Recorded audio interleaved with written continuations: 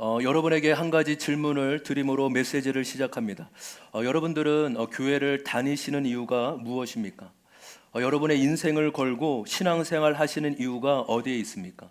여러 이유들이 있을 수 있습니다. 그러나 이 모든 이유들을 한 마디로 압축하면 영혼의 구원을 얻고자 함입니다. 그러니까 영혼 구원이 우리 신앙생활의 목적인 것이죠. 우리 베드로전서 1장 9절에 이렇게 말씀하고 있습니다. 여러분은 믿음의 목표 곧 여러분의 영혼의 구원을 받고 있는 것입니다. 다시 한번 우리 다 같이 한번 읽어볼까요? 시작. 여러분은 믿음의 목표 곧 아멘. 여러분, 목회의 꽃은 회심에 있습니다. 어쩌면 목회만이 아니라 개인 신앙에서도 마찬가지로 신앙의 꽃은 회심에 있습니다. 여러분, 회심 없이는 하나님 나라에 들어갈 수도 없고 회심 없이는 신앙이 자랄 수도 없습니다. 여러분, 교회는요 단지 사람들의 모임이 아니에요. 하나님을 모르고 하나님과 전혀 상관없이 살아가던 사람이 어떠한 계기로 교회에 나오게 되었습니다. 교회에 나왔다고 회심한 것이 아닙니다. 교회를 다니며 하나님의 말씀을 듣게 됩니다. 말씀을 통해 하나님 없이 산 것, 하나님을 무시하며 내가 하나님인 것처럼 산 것이 가장 큰 죄임을 깨닫게 됩니다. 그리고 오직 예수 그리스도만이 자신을 구원하는 유일한 길임을 알게 됩니다. 그리고 회개하는 마음으로 예수 그리스도를 나의 구원자, 나의 주인으로 마음의 진정으로 영접하게 됩니다.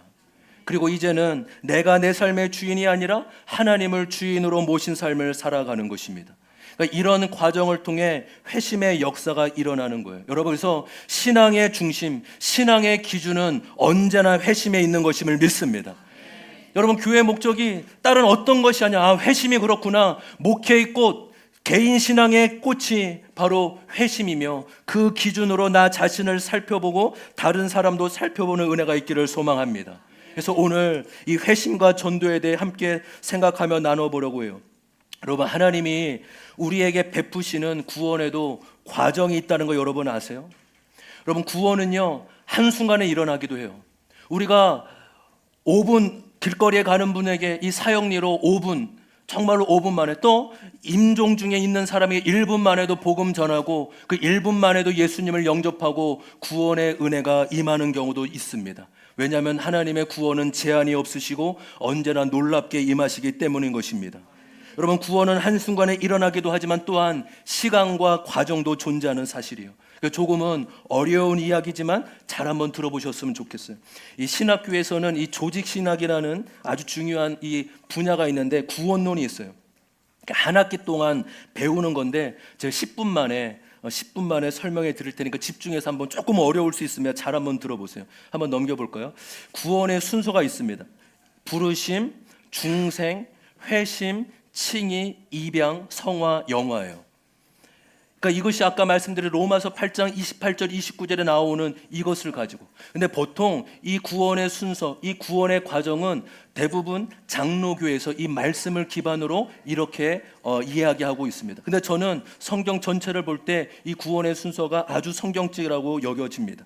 근데 한 가지 알아야 될 사실이 있습니다. 이것은요 논리적인 순서일 뿐이지 하나하나 딱딱딱 맞게 떨어지게끔 시간대로 차례대로 역사하는 게 아니라는 거예요. 여러분, 이해되십니까? 예, 아멘. 그렇죠. 아, 그렇구나. 이것을 성경적으로, 신학적으로, 순서적으로 나열한 거지만 이것이 어떤 차례차로 딱딱 떨어지는 것이 아니구나. 그런 이해함으로 들으시면 너무 좋겠습니다. 첫 번째, 부르심입니다. 하나님께서 우리를 구원의 은혜로 초청하시고 부르신다는 거예요. 하나님은 우리를 구원의 자리로 부르시는 분이심을 믿습니다. 근데 부르시면은 두 가지 부르심이 있어요. 바로 외적인 부르심과 내적인 부르심입니다. 외적인 부르심이란 바로 믿는 자들이 믿지 않는 자에게 복음을 전하는 거예요. 하나님이 어떠한 분이신지, 예수님이 어떠한 분이신지 그렇게 복음을 전하는 것을 외적인 부르심이라고 할 수 있고, 내적인 부르심이란 이 부르심을 받는 자에게 구원의 은혜, 구원의 효력이 나타나는 것을 내적인 부르심이라고 해요. 아, 구원이 처음에는 하나님이 부르시는 것으로, 오늘 로마서 8장에도 말씀하고 있잖아요. 아, 하나님이 우리를 부르신구나. 외적인 부르심, 복음의 소식과 내적인 부르심으로 우리를 부르시고 초청하시는구나. 두 번째입니다. 바로 중생 거듭남이. 한번 따라 볼까요? 중생 거듭남. 우리 영어로는 born again, born again. 그래서 여러분 침례교 또 미국에 가면은 당신은 크리스천입니까? 라고도 묻지만 뭐라고 하면 당신은 born again, 당신은 거듭난 사람입니까? 라고 그렇게 보통 질문합니다. 이 중생 거듭남이란 죽었던 영혼이 살아나는 것을 말하는 거예요. 하나님을 떠나 영혼의 감각이 죽어 있고 소망 없는 자에게 하나님이 빛을 비춰주셔서 생명이 살아나는 것입니다.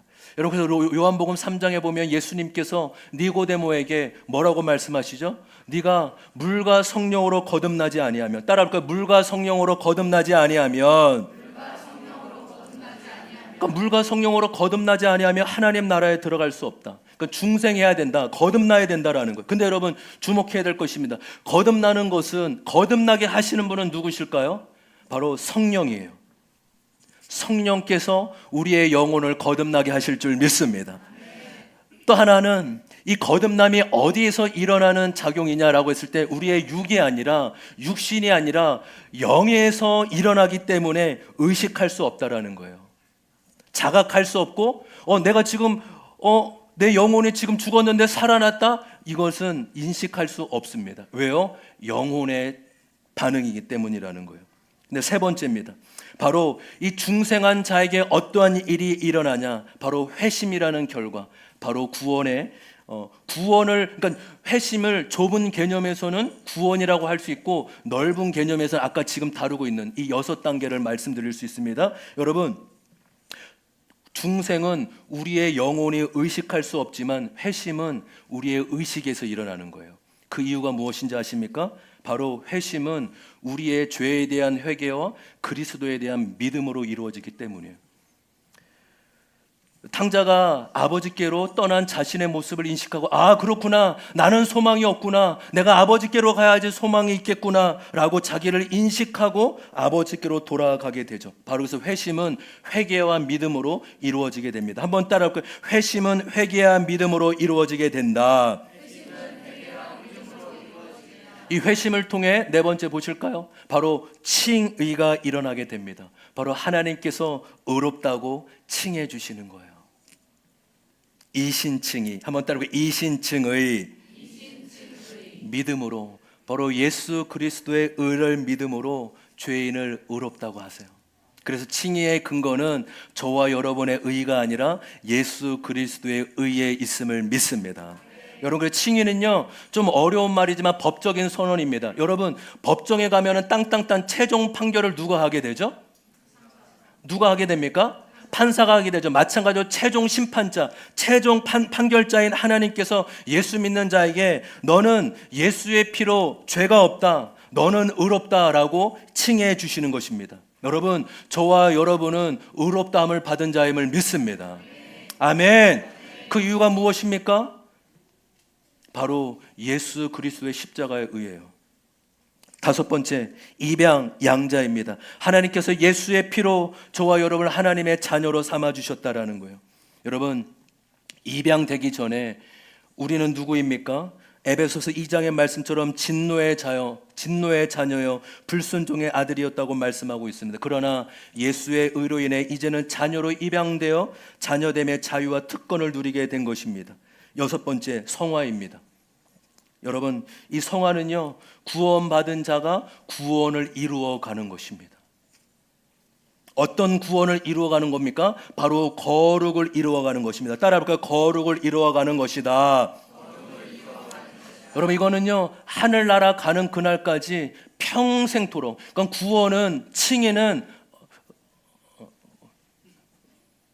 한성아 어디가? 한성아 뭐 애기 보는 건가요? 예.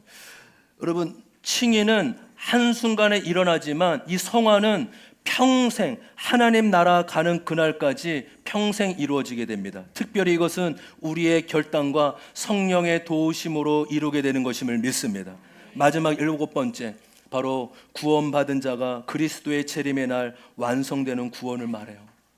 모든 신자들이 소망하고 사모하는 그 순간 예수 그리스도의 몸을, 거룩한 몸을 입게 되는 것입니다. 여러분, 이 일곱 가지 기억하십니까? 첫 번째 무엇이었죠? 부르심. 두 번째 중생 세 번째, 회심 네 번째. 아, 여기 왜 이렇게 잘 말씀하시나 했는데, 이게, 왜 이렇게 이거, 잠깐 다른 걸로 띄워주시고요. 여러분, 이거 장로교는요, 청소년도 공부하고 외워요. 이게, 그러니까 감리교가 제가요, 성경에 너무 약해요. 이 신학에 너무 약해요. 이 감리교도, 저는, 장로교, 여러분, 장로교 출신 있으십니까? 우리 김가을 집사님 장로교 출신 한번 외워보도록 하겠습니다. 아마 배우셨을 거예요. 첫 번째, 부르심, 중생, 중생 세 번째, 회심, 칭의, 입양, 성화, 영화. 여러분 모르셔도 돼요. 모르셔도 됩니다. 근데 그래도 좀 우리 신앙적인 틀이 체각에 있으면 더 건강하게 또 자랄 수 있지 않겠습니까? 여러분 말씀드린 대로 이것은 어떤 논리적인 순서가 아니라 하나님이 구원의 은혜를 우리의 삶 가운데 베풀어 준, 제가 이것을 왜 중요하게, 이 구원의 과정, 이 구원의 순서가 우리에게 가르쳐 주시는 놀라운 진리가 있다라는 거예요. 첫 번째는 중생은 오직 성령의 역사라는 사실입니다. 여러분, 중생은요, 구원은 인간이 만들어내거나 인간이 조작할 수 있는 것이 아닙니다. 그래서 우리가 할 수 있는 일이란 그 영혼이 거듭나도록 기도하는 것밖에 없는 것임을 믿습니다. 여러분, 중생은요 딱 두 가지예요. 성령께서 거듭나게 하는데 무엇을 통해 거듭나게 하실까요? 말씀을 통해 거듭나게 하는 거예요. 그래서 제가 우리 모든 성도들에게 단 한 가지 부탁드려요. 여러분, 교회 조금 헌신 덜 할 수도 있어요. 교회 생활 조금 덜 열심히 하실 수 있다고. 그러나 가장 중요한 사실은 예배 생활, 말씀은 정신을 분명하게 집중하여 말씀을 잘 들으셔야 될 줄 믿습니다. 왜요? 말씀을 들을 때 성령께서 그 영혼을 터치하시고 거듭나게 하신다는 거예요. 그래서 중생, 그렇구나. 중생은 말씀과 성령으로만, 영혼은 말씀과 성령으로만 거듭날 수 있다라는 것이에요. 여러분, 저와 여러분이 기도를 힘쓰고 말씀을 사모하는 저와 여러분 되길 소망합니다. 두 번째, 놀라운 사실은 구원은 하나님의 역사지만 또한 인간의 반응이 필요하다는 사실이에요. 여러분, 회심은 우리를 부르시는 하나님에 대한 인격적인 반응이라는 사실이에요. 여러분 잘 들으세요. 중생은 하나님이 홀로 하세요. 죽었던 영혼이기 때문에 내가 살아나야지라고 할 수 없다고요. 중생은 누구만이 하실 수 있다고요? 하나님만이, 성령만이. 그런데 회심, 다른 게 아닙니다. 똑같은 얘기하는 거예요. 이해되시죠? 지금 딱 헷갈리시면 안 됩니다. 할렐루야. 똑같은 얘기하는 겁니다. 지금. 근데 회심은 무엇이냐? 하나님이 나를 부르실 때 나도 그 인격적인 반응, 주님 그렇군요. 제가 하나님 없이 살았던 죄인이군요. 내가 죄인임을 고백합니다. 라고 진정한 회개와 또 주님께 돌이키고 의지하는 믿음, 이것은 내가 해야 되는 것이에요. 내가 회개해야 되고 내가 믿어야 되는 것입니다. 아멘. 할렐루야. 왜요? 여러분, 만약에 하나님이 우리의 모든 구원을 홀로 하신다면 성경 66권에 우리에게 끊임없이 회개하라, 돌이켜라, 예수를 믿어라 라고 강조하지 않았을 거예요. 그러나 성경은 끊임없이 저와 여러분에게 회개하라고, 예수를 믿으라고 말씀하고 있어요. 여러분, 회심은 우리의 인격적인 반응을 통해 일어나는 것임을 믿습니다. 여러분, 교회 다닌다고 구원받는 게 아니에요. 구원의 가능성은 커지고 열려 있지만 그렇다고 회심했다고 할 수 없는 것입니다. 회심은 나의 인격적인 반응을 통해 일어나게 되는 것입니다. 아멘. 그래서 미국에 또 침례교회는 이런 거 많이 해요. 여러분, 오늘 처음 오셨어도 예수를 믿을 자는 그 자리에 일어나십시오. 여러분, 그것은 저는 굉장히 중요한 거라고 봐요. 왜요? 예수님을 영접하고 믿는 것은 나의 의지의 결단, 나의 인격적인 반응이에요. 목사님, 제가 믿을 때 되면 믿을게요. 그렇지 않아요. 주님, 제가 예수님을 나의 구원자로 내가 진정으로 영접하고 모셔드립니다. 예수님, 나의 구원자가 되어서 내 마음에 와 주십시오 라고 나의 인격적인 반응을 통해, 결단을 통해 임하게 되는 것임을 믿습니다. 세 번째, 성화는 믿는 자의 계속된 믿음의 씨름이에요. 여러분, 예수를 믿는 자는 죄에 대한 용서는 받았지만 죄성은 여전히 남아있어요. 저와 여러분의 피 흘리기까지 죄와 싸워 이기는 은혜가 있기를 소망합니다. 어떻게 해요? 옛사람을 날마다 죽이고 새 사람을 살아가는 거예요. 하나님이 주인이 아니라 내가 주인에 대한 옛사람을 날마다 십자가에 못 박고 새 사람으로 주인으로 살아가는 것이죠. 여러분, 그렇기 때문에 이 놀라운 진리의 말씀은 날마다 나에게 취하고 받아들여야 되는 말씀임을 믿습니다. 여러분, 첫사랑 얘기 그만하세요. 내가 20년 전에 내 예수 믿었을 때 너무 뜨거웠다. 여러분, 언제까지 첫사랑 얘기하실 거예요? 오늘 지금 이 순간 우리는 날마다 진리를 새롭게 받아들이고 진리를 믿음으로 취해야 될 줄 믿습니다. 아멘. 크게 합시다. 아멘. 주님은 언제나 새롭게 우리에게 다가오기에 오늘 내가 오늘도 진리를, 십자가의 진리를 내 것으로 받아들이고 취합니다. 나의 옛사람은 십자가에 죽고 새 사람으로 나의 예전의 일이 아니라 오늘도 내가 믿음으로 나아가게 하여 주옵소서. 그렇게 새롭게 성화의 삶을 살아가는 것입니다. 마지막 네 번째, 구원은 하나님의 은혜이며 인간을 그 은혜의 도구로 부르신다는 사실이에요. 여러분, 구원은 삼위일체 성부 하나님의 놀라운, 성부, 성자, 성령 하나님의 놀라운 은혜이며 역사입니다. 그리고 그 역사에는 인간의 반응도 포함이 돼요. 여러분, 구원의 첫 과정이 무엇이었습니까? 구원의 첫 과정이 무엇이었죠? 하나님의 구원받을 자를 부르신다는 거예요. 초청하신다는 거예요. 외적인 부르심과 내적인 부르심인데, 여러분 놀랍잖아요. 이 외적인 부르심은 인간의 복음 전파를 통해 이루어진다는 사실이에요. 여러분, 물론 하나님은 사람으로부터 복음을 듣지 않고 직접 꿈이나 환상을 통해 주님을 믿게 되게 되는 경우도 있어요. 지금도 무슬림이나 순교지는 죽었던 자가 살아나는 경우도 있고, 눈이 떼어지면서 정말로 꿈에서 예수님을 만나 돌아온 사람도 있죠. 근데 여러분, 그거는요 아주 드문 케이스예요. 대부분의 하나님의 역사는 믿는 자의 전도와 초청으로 복음을 전파하게 되는 것임을 믿습니다. 그러니까 구원의 시작은요 하나님의 은혜로 시작되지만 또한 믿는 자의 전도로 시작된다는 사실이에요. 여러분, 놀랍지 않아요? 그렇기 때문에 저와 여러분은 중요한 사람이에요. 왜요? 하나님이 저와 여러분을 부르심의 통로로 부르시고 쓰신다는 사실입니다. 로마서 10장 13절 15절 우리 다시 한번 읽어볼까요? 14절부터 15절입니다. 시작. 주님의 이름을 부르는 사람은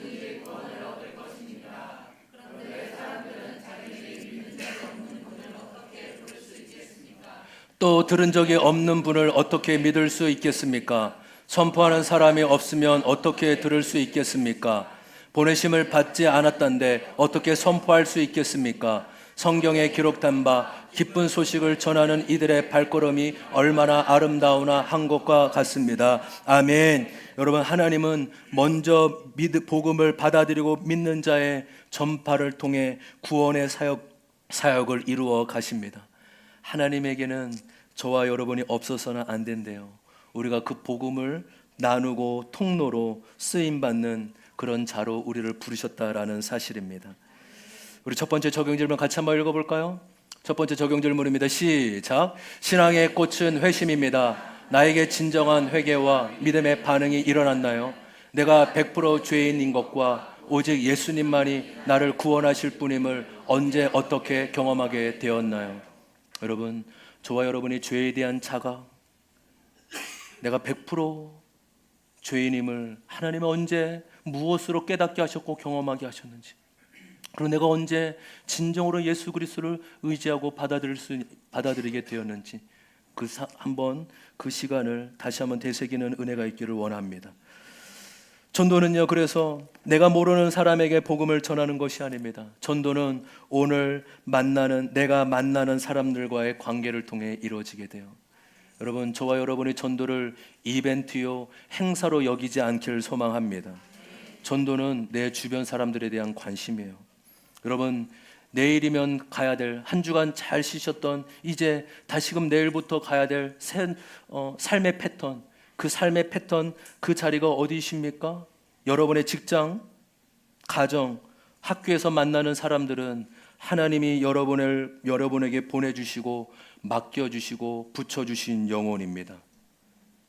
여러분, 그래서 그곳에서 예수 믿는 자로 살아가는 은혜가 있기를 소망합니다.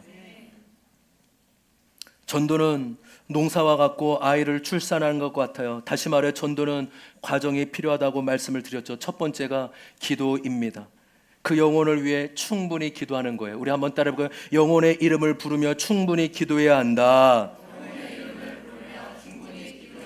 그렇죠. 그 영혼의 마음을 열어달라고, 그 영혼에 대해서 그 영혼에 대한 갈망함이 일어나려고 이름을 부르며 기도하시기를 바랍니다.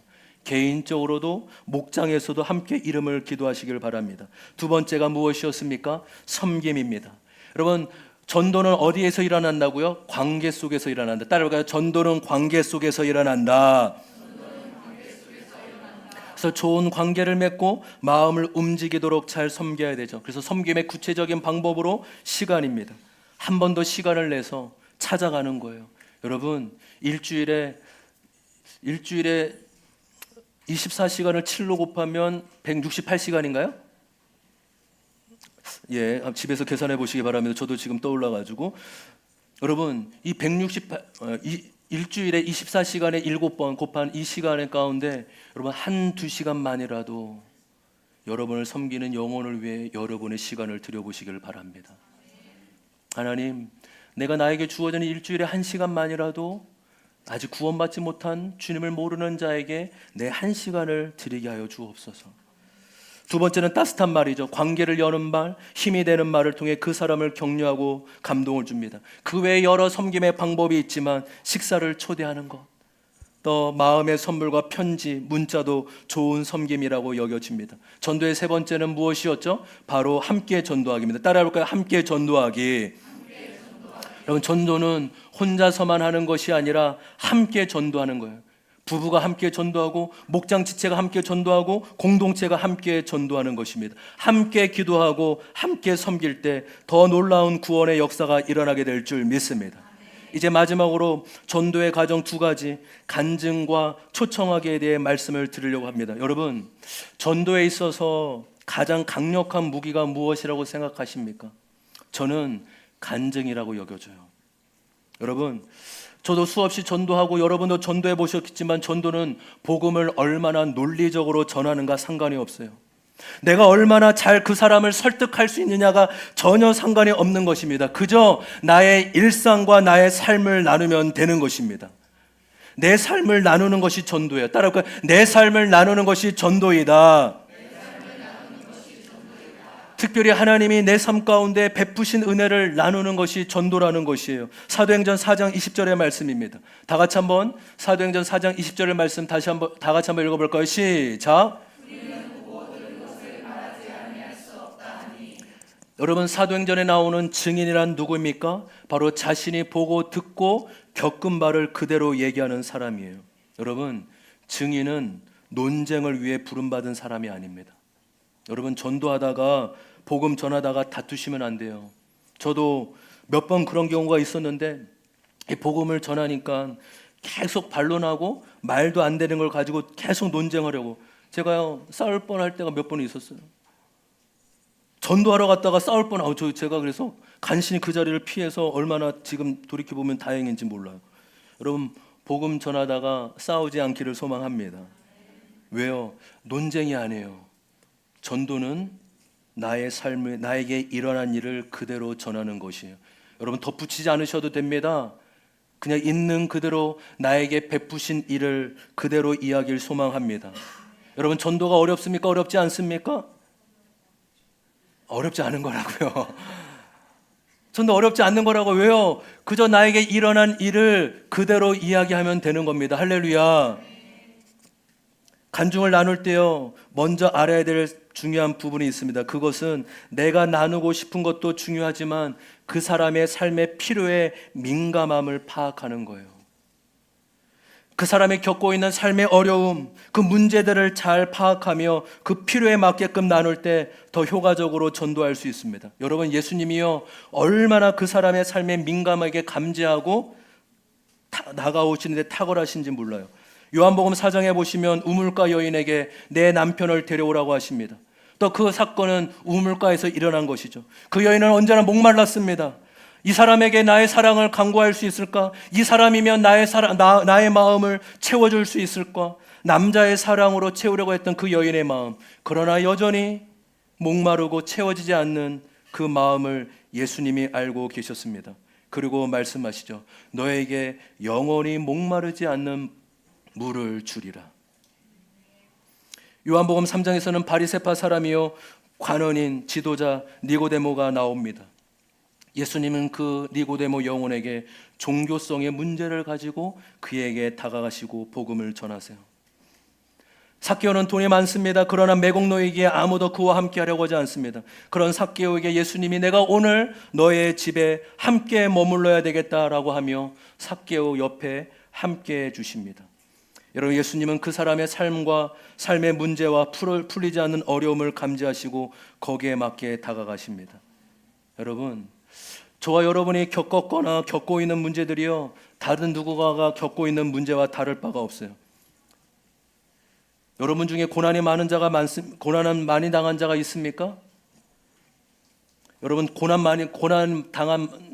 당한 것이 많은 자가 믿음이 없어서 그렇지가 않아요. 제가 우리 다음 주에 우리들 교회 많은 지체들 가잖아요. 거기에 보면요, 그렇게 인생에 성공한 분인데 고난이 얼마나 많은지. 70인데 여전히 고난이 있더라고요. 80세인데 여전히 고난이 있더라고요. 여러분, 왜 그런지 아세요? 고난과 어려움이 많을수록 더 많은 사람을 품을 수 있기 때문입니다. 무슨 고난을 간증하냐? 여러분 잘 들으십시오. 고난이야말로 진정한 간증이요 은혜의 고백임을 믿습니다. 여러분, 고난이 없는 자가 목사님, 저는 고난이 별로 없어요.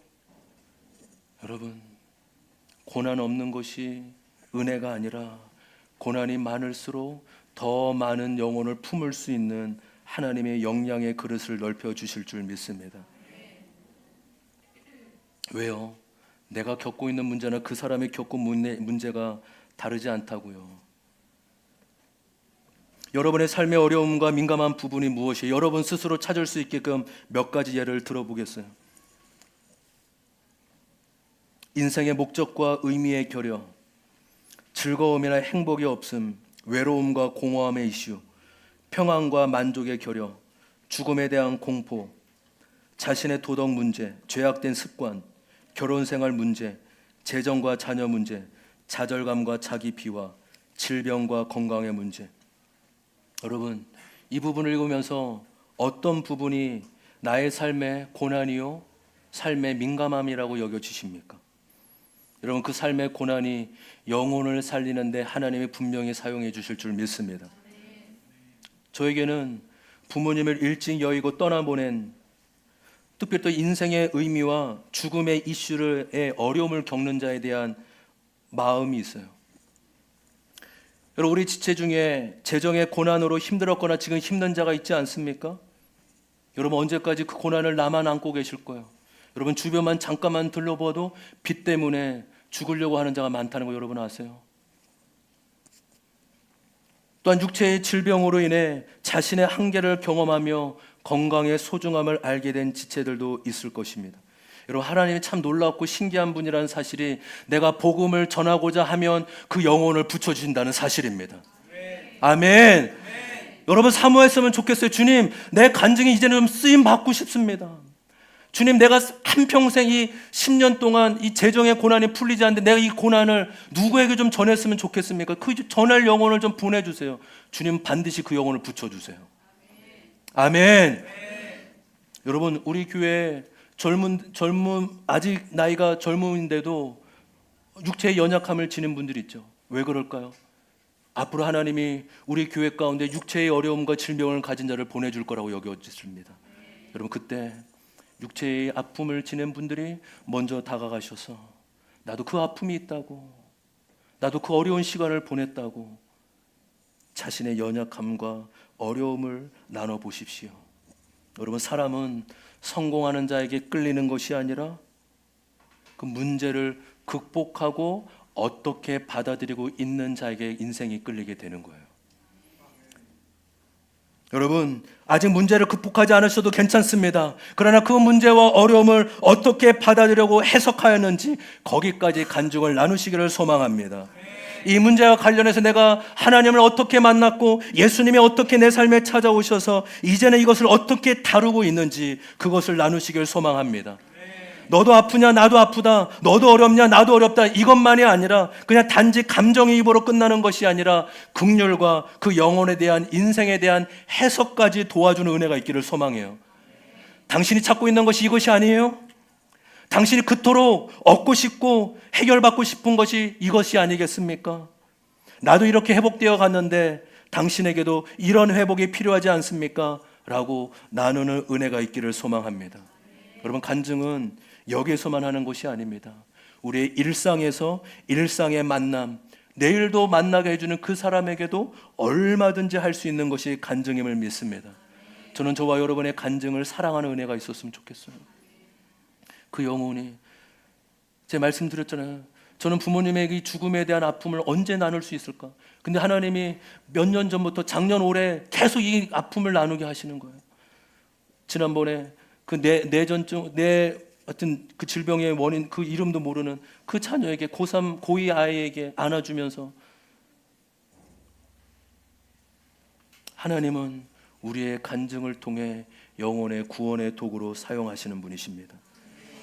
같이 적용질문 같이 한번 읽어볼까요? 다 같이 한번 읽어보겠습니다. 시작.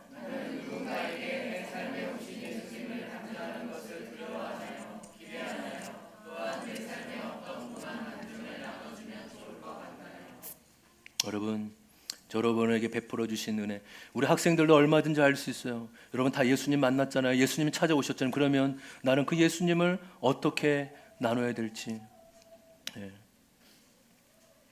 이제 마지막으로 여러분 이러한 과정을 잘 겪었다면 마지막으로 공동체로의 초대가 필요합니다. 따라할까요? 공동체로의 초대가 필요하다.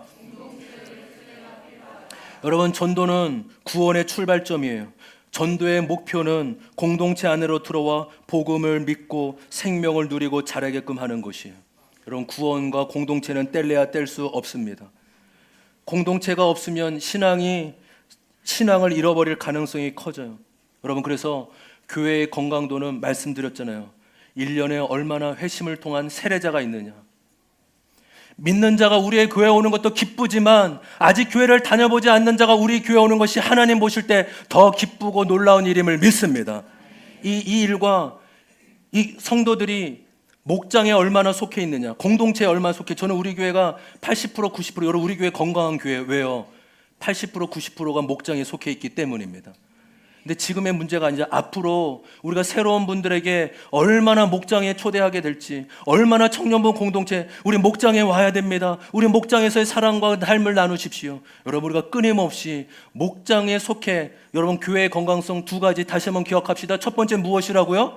회심을 통한 세례자. 따라볼까요? 회심을 통한 세례자.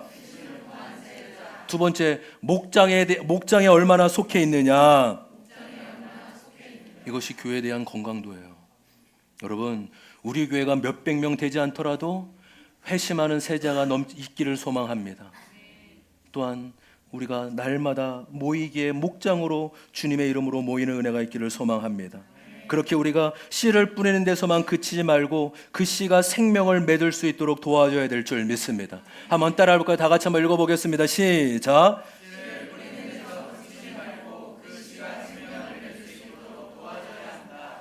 그 씨는 공동체를 통해 탄생하게 되고 자라게 되는 것이에요.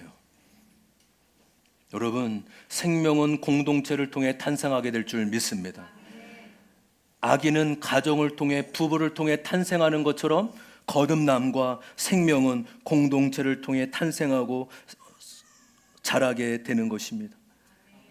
여러분, 저와 여러분이 믿지 않는 자에게 이 믿음의 공동체를 경험케 해주는 은혜가 있기를 소망합니다.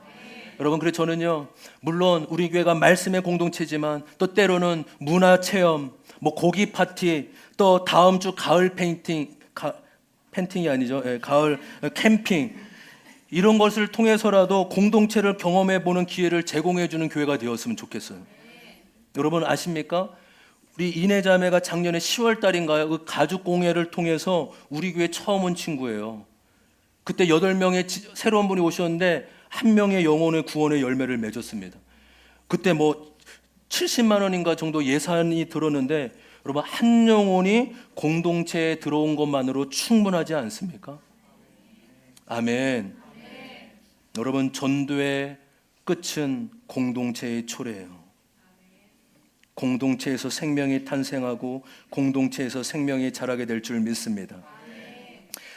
T.T. 나일즈라는 전도학자는 전도를 이렇게 정했어요. 굉장히 재미있는 표현입니다. 전도는 한 거지가 다른 거지에게 빵 얻어 먹은 곳을 알려주는 것이다.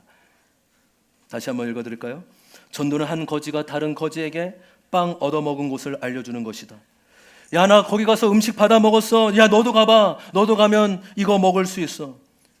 거지에게 먹을 것을 주는 잔치집 주인처럼 하나님은 우리에게 값없이 은혜를 베풀어 주시는 분이세요.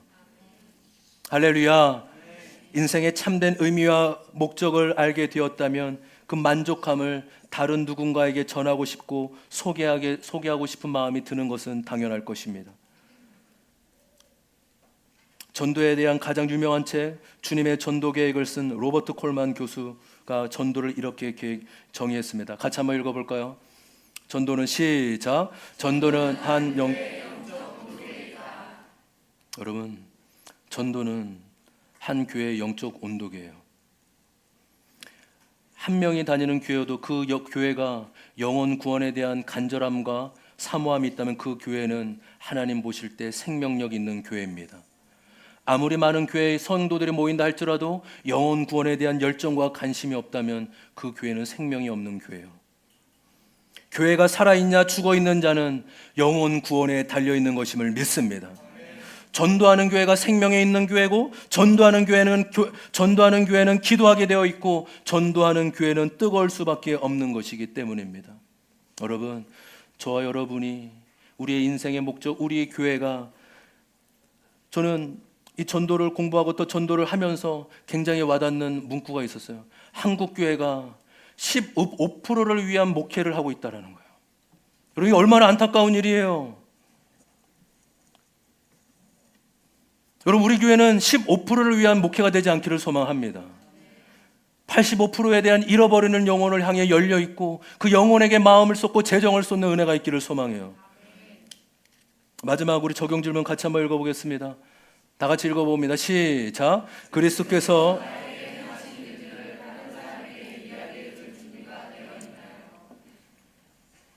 여러분, 저와 여러분이 다 준비되어 있습니까? 여러분의 간증을 이제 여러분만 아끼지 마시고 흘려보내고 나누시기를 바랍니다. 주님은 놀랍게도 소망하면 그 일을 이루게 해주시는 분이세요. 주님, 나의 인생의 간증을 나도 이제 이 고난의 아픔을 나누게 하시고 전하게 하시고 생명을 흘려보내게 하여 주옵소서. 우리 기쁨의 제자들 공동체가 잃어버린 자를 찾기에 힘쓰는 교회가 되기를 소망합니다. 우리 교회가 잃어버린 영혼, 하나님의 소원에 목적과 관심을 두며 그렇게 존재의 의미를 거두며 나아가는 우리 공동체가 되길 주님의 이름으로 소망합니다. 오늘 시간 우리가 함께 성만찬으로 주님 앞에 나아가도록 하겠습니다. 여러분, 우리 교회는 원래는 우리 만 18세 이상, 대부분의 교단들이 만 18세 이상 세례 받은 자가 성만찬에 초대를 받지만 우리 교회는 아직까지 세례를 받지 못한다 하더라도 주님, 내가 주님을 영접하고 나의 구원자로 모셨습니다. 또 우리 아이들도 마찬가지입니다. 우리 아이들도 거룩한 마음으로, 진지한 마음으로 내가 예수님을 믿는다면 이 성만찬 예식에 참여할 수 있게 됩니다. 우리 같이 여러분 묵상하고 기도하면서 성만찬 준비하도록 하겠습니다.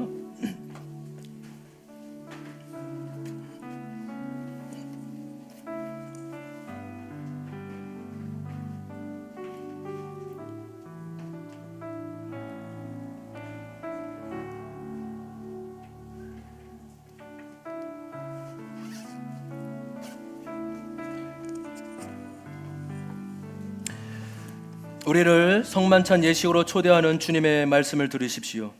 나는 하늘에서 내려오는 살아있는 떡이니 사람이 이 떡을 먹으면 영생하리라. 내가 줄 떡은 곧 세상의 생명을 위한 내 살이라 하시니라. 우리가 축복하는 바 축복의 자는 그리스도의 피에 참여함이 아니며 우리가 떼는 떡은 그리스도의 몸에 참여함이 아니냐. 떡이 하나요 많은 우리가 한 몸이니 이는 우리가 다 한 떡에 참여함이라. 아멘. 제가 성만찬으로 초대하도록 하겠습니다. 하나님을 믿고 그리스도를 따르는 여러분을 이 거룩한 식탁에 초대합니다. 교독하겠습니다. 전능하신 창조주 하나님, 언제나 주님께 감사함이 당연하고도 기쁜 일입니다.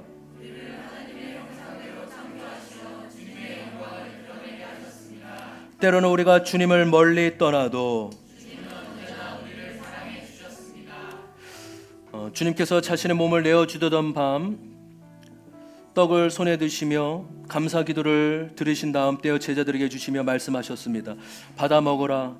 이는 너희를 위해 내어주는 나의 몸이니 먹을 때마다 나를 기억하여라. 식후에 주님께서 잔을 드시고 감사 기도를 드리신 후 제자들에게 돌리시며 말씀하셨습니다. 이 잔을 마셔라.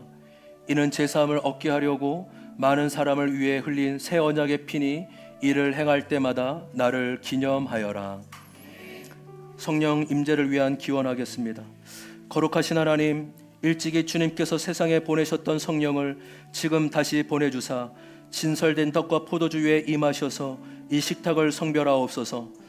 또한 성령께서 여기 모인 우리 위에 함께하사 이 떡과 포도주로 영원한 생명의 양식이 되게 하시며 이를 먹고 마심으로 그리스도의 새로운 몸을 입어 세상을 변화시키는 능력이 되게 하옵소서. 우리 주 예수 그리스도의 이름으로 기도합니다. 아멘. 제가 분병례를 하겠습니다. 이 떡을 나눌 때 우리는 그리스도의 한 몸에 참여합니다. 이 잔을 나눌 때에도 우리는 그리스도의 피에 동참합니다. 우리 한 줄씩 나오셔서 우리 분급하고 우리 드시지 마시고 바로 자리에 앉으셔서 우리 다 마친 다음에 같이 함께 먹고 마시도록 하겠습니다. 우리 이쪽으로 한 줄씩 나와 주시길 바랍니다. 우리 예배위원회의 안내에 따라 나와 주십시오. 주님의 몸입니다. 주님의 피입니다. 주님의 몸입니다. 주님의 피입니다. 주님의 몸입니다. 주님의 피입니다.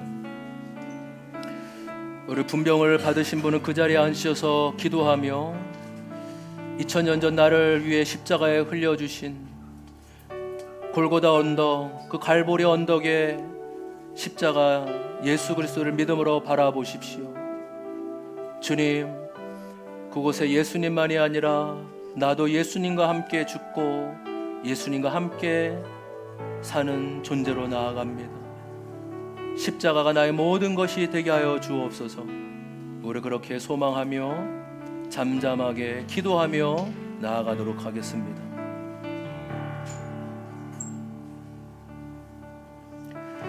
주님의 몸입니다. 주님의 피입니다. 주님의 몸입니다. 주님의 피입니다.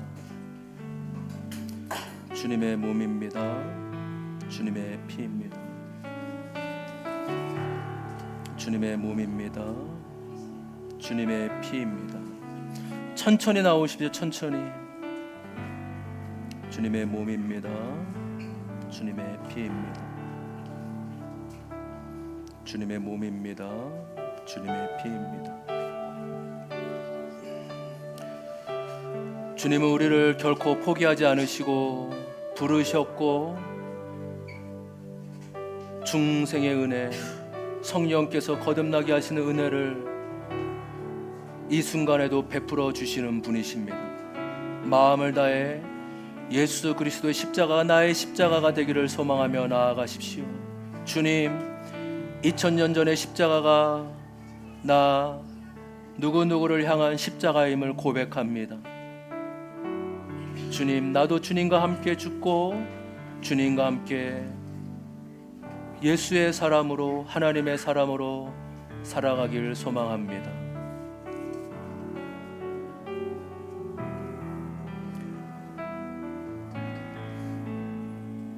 우리 받으신 분은 자리에 앉으셔서 계속 기도하며 주님 앞에 작은 목소리로 기도하며 나아가도록 하겠습니다.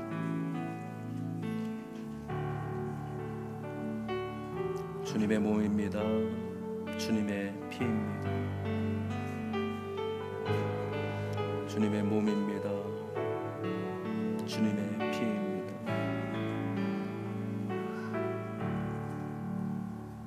주님의 몸입니다. 주님의 피입니다. 우리 시간 다 분병을 받으셨다면 나를 위해 십자가에 달리시고 피 흘려주신 예수님의 찢기신 몸을 믿음으로 먹겠습니다.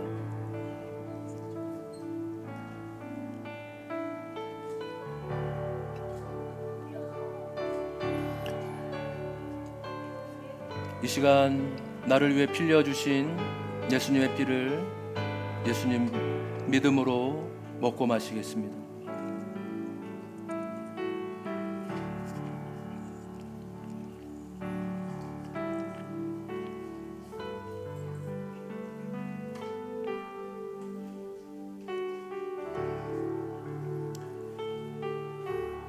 우리가 성만찬, 우리가 이미 믿음을 통해 예수님과 영접하였다면, 진정으로 믿었다면 연합한 자가 되었음을 성경은 말씀하고 있습니다.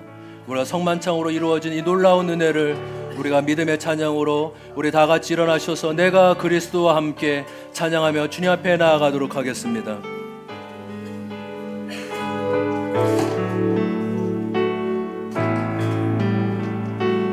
내가 그리스도와 함께 십자가에 못 박혔나니 내가 그리스도와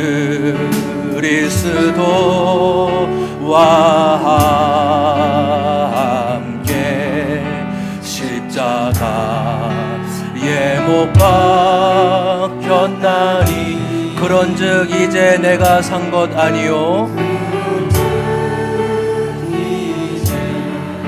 내가 산 거다 오직 내 안에 오직 내 안에 예수께서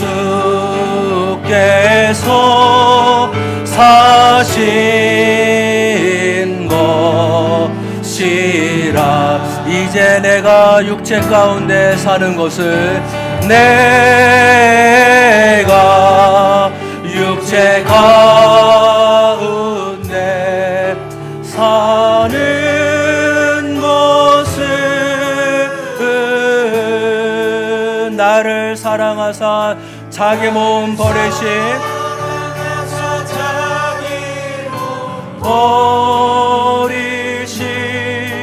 예수 위에 산 것이라. 우리 다시 한번 고백합니다. 내가 그리스도와 함께 내가 그리스도와. 우리 고백할 때 한 손은 가슴에 한 손은 하나님을 향해 올려드리며 주님 내 마음을 주님 앞에 올려드립니다. 소망하며 나아갑시다. 이제 내가 그런즉 이제 내가 산 것 아니요 오직 내 안에 예수께서 사신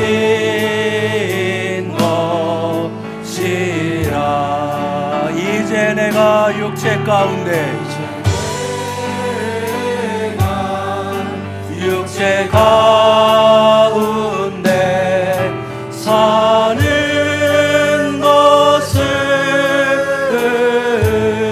나를 사랑하사 자기 몸 버리신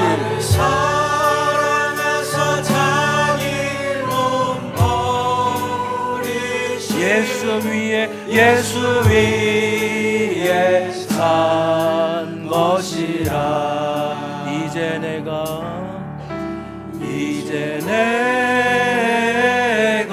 육체 가운데 사는 것을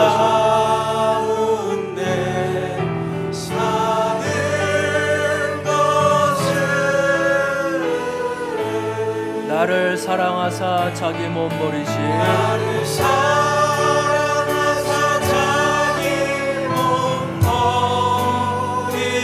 예수 위에 산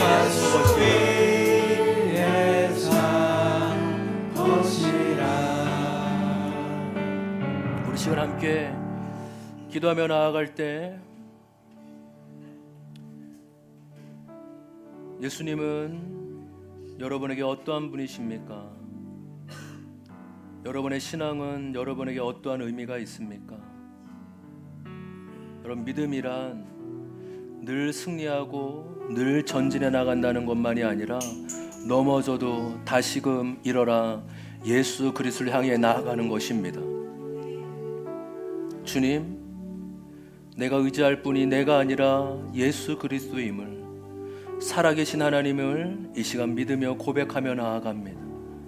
내 마음의 중심에 오직 예수 그리스도가 주인이 되어 나를 다스려 주시옵소서. 이제는 내가 사는 것이 아니라 내 안에 예수 그리스도가 사는 것임을 지금 이 순간 또 날마다 고백하며 나아가는 내가 되게 하여 주시옵소서. 그래서 복음을 사랑하는 자가 되게 하여 주시고 십자가를 사랑하는 자가 되게 하여 주시옵소서. 내 삶의 회심이 중심이 되게 하여 주시고 회심한 자로 날마다 기준 삼아 살아가는 은혜가 있게 하여 주시옵소서. 그렇게 오래 소망하면서 주여 나에게 은혜를 베풀어 주시옵소서. 주여 내 삶의 목적이 십자가가 되게 하여 주시옵소서. 우리 소망하며 기도하며 다같이 나아가도록 하겠습니다. 다 함께 기도하겠습니다. 오 살아계신 하나님 아버지, 우리 가운데 은혜를 베풀어 주시사 주님을 알게 하여 주시고 주님 앞에 나올 수 있도록 인도하여 주심에 감사드립니다. 주님, 내가 주님을 아는 자만이 아니라 주님을 믿는 자가 되게 하여 주시고 주님을 신뢰하는 자가 되게 하여 주시옵소서. 주님을 의지하는 자가 되게 하여 주시고 주님 내 삶의 주인이 내가 아니라 주님의 심을 고백하며 나아가게 하여 주시옵소서. 그래서 아버지 하나님 내 삶에 진정한 회심이 있게 하여 주시고 아버지 하나님 우리 공동체의 회심과 아버지 진정한 거듭남의 역사가 일어나게 하여 주시옵소서. 주의 말씀과 성령으로 거듭나게 하여 주시고 내 삶에 오직 회개와 믿음을 통한 진정한 회심으로 나아가게 하여 주시옵소서. 오 주님 아버지 은혜를 베풀어 주시사 쉽게 나아갈 수 있도록 은혜 베풀어 주시고 역사하여 주시옵소서. 우리 한 번 더 기도하며 나아갈 때 여러분 우리의 가족을 위해 기도해야 되지 않겠습니까? 여러분 다른 기도 제목은 몰라도 가족의 구원의 영혼 구원의 기도만큼은 하나님 앞에 빼놓지 않고 올려드리기를 소망합니다. 때 되면 되겠지, 하나님이 알아서 하겠지. 아니에요 여러분. 하나님 언제나 우리의 수고와 헌신과 기도를 통해 일하시는 분이심을 믿습니다. 말씀드렸잖아요. 회심은 하나님이 알아서 해주는 게 아니라고요. 내가 기도로 심어야 되고 내가 상처받고 넘어져도 그래도 섬겨야지. 그래도 남편 구원을 위해, 아내 구원을 위해, 자녀 구원을 위해, 부모 구원을 위해 내가 기도해야지, 내가 헌신해야지라는 사명감이 있을 때 주님이 일하기 시작할 줄 믿습니다. 하나님 앞에 모든 책임을 떠맡기지 마십시오. 하나님은 알아서 해주겠지, 그렇지 않아요 여러분.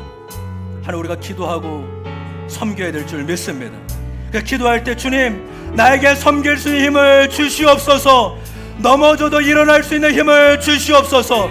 세상에서도 복음을 전하고 나의 간증을 전하는 자가 되게 하여 주시옵소서. 나의 일터를 축복하여 주시옵소서. 나를 붙잡아 주시옵소서. 우리 주여 힘차게 부르짖고 기도하며 나아가도록 하겠습니다. 주여 주님 아버지 우리 모든 지체들에게 나에게 정의 연원 전도에 대한 열망함과 간절함이 넘치게 하여 주시옵소서. 하나님께만 떠넘기지 않게 하여 주시고 기도하게 하시고 엎드리게 하시고 주 앞에 섬기며 수고하게 하여 주시옵소서. 수고의 열매, 눈물의 열매, 눈물의 기도를 통해 열매 맺게 하여 주시옵소서. 주여 아버지 한 영혼이 구원받기까지 쉬지 않고 일하신 하나님 아버지, 우리가 하나님의 부르심에 전도로 아버지 내가 남편 구원을 위해 쉬지 않고 기도하며 가족의 구원과 자녀의 구원을 위해 하나님 금식하게 하시고 기도하게 하시고 쉬지 않고 하나님 기도하게 넘어지더라도 포기하지 않게 하여 주옵소서. 아버지 하나님 우리 교회가 아버지 진정으로 한 영혼에 대한 거듭남과 회심의 관심을 두게 하여 주시고 아버지 그들의 공동체로 초대가 되어서 세상이 줄 수도 알 수도 없는 조건 없는 사랑과 아버지 조건 없는 아버지 용납이 하나님 앞에 이루어지게 하여 주소서. 아버지 하나님 앞에 놀라우신 은혜가 임할 수 있도록 하나님 은혜 베풀어 주시고 우리 공동체에게 하나님의 놀라우신 은혜를 임하여 주시고 나타나여 주시옵소서. 주님께서 은혜를 베풀어 주시고 당신 은혜로 이끌어 주시옵소서.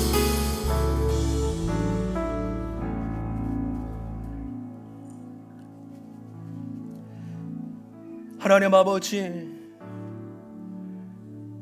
목회의 꽃이, 신앙의 꽃이 회심에 있음을 잊지 않게 하여 주시옵소서. 나의 회심을 점검하게 하시고 나의 구원을 늘 확인하게 하여 주셔서 두렵고 떨림으로 구원을 이루어가라는 말씀이 나의 말씀이 되게 하여 주시옵소서. 주님 우리를 수없이 부르고 계시지만 회개와 믿음의 인격적인 반응 없이는 주님을 따를 수 없음을 오늘 알게 되었습니다. 주님, 우리에게 진정한 회심이 일어날 수 있도록 은혜 베풀어 주시옵소서. 하나님, 우리를 이미 주님이 부르셨고 찾아오셨는데 이제는 그 고난과 아픔에 인생에 풀리지 않는 삶의 문제들이 이제는 구속사로 나를 위해 허락하신 하나님의 고난 사건이옴을 이제는 해석하는 자로 나아가게 하여 주시고, 이제는 나의 삶의 해석만이 아니라 삶에 풀리지 않는 인생의 어려움을 가진 자에게 나의 간증을 통해 해석해 주는 자가 되게 하여 주시옵소서. 주님, 우리 공동체가 끊임없이 85%의 잃어버린 영혼을 향해 관심을 두는 교회가 되길 원합니다. 특별히 우리가 드려지는 이 헌금이 한 영혼이 구원받고 한 영혼이 주께 돌아오는 데 쓰임받도록 은혜를 베풀어 주시옵소서. 하나님 아버지, 열에 하나 구별하여 10의 1조를 올려드립니다. 일할 수 있고 건강 주셔서 하나님 앞에 첫 열매를 올려드립니다. 또 우리 자녀들, 우리 친구들이 주님께 부모님과 또 우리 어른으로부터 받은 또 용돈을 첫 열매로 구별하여 10의 1조를 올려드립니다. 감사헌금과 주일헌금과 성경금, 하나님 드려진 손길 위에 하늘의 신령한 복과 이 땅에 차고 넘치는 복으로 함께하여 주시옵소서. 주님이 도와주셔서 흘려보내는 인생으로 나눠주는 인생이 되게 하여 주시고 베풀며 하나님 축복의 통로로 쓰임받게 하여 주시옵소서. 하나님, 또 이제 내일이면 돌아가야 될 일상의 자리로 돌아가게 됩니다. 그 자리에 주님 함께하여 주셔서 담대한 마음을 주시고 내가 너와 함께하리라 라는 약속의 말씀을 붙잡고 나아갈 때 담대함과 용기와 소망을 부어 주시옵소서. 우리의 가족과 친척들, 자녀들 어디에 있던 불똥 같은 눈동자로 지켜주시사 이곳에서 함께 예배하며 주님께 나아가는 은혜가 있게 하여 주시옵소서. 이제는 우리 주 예수 그리스도의 십자가의 은혜와 그 아들을 주시기까지 우리를 사랑하신 성부 하나님의 크신 사랑과 그 십자가의 진리가 나를 위한 진리임을 믿어지며 이제는 나를 부르시고 찾아주신 그 고난의 간증을 나누며 흘려보내며 고백하기로 결단하며 나아가는 모든 성도들 머리 위에 하늘과 가정과 자녀들 위해 이제부터 영원토록 함께 하시기를 간절히 축원하옵나이다. 아멘.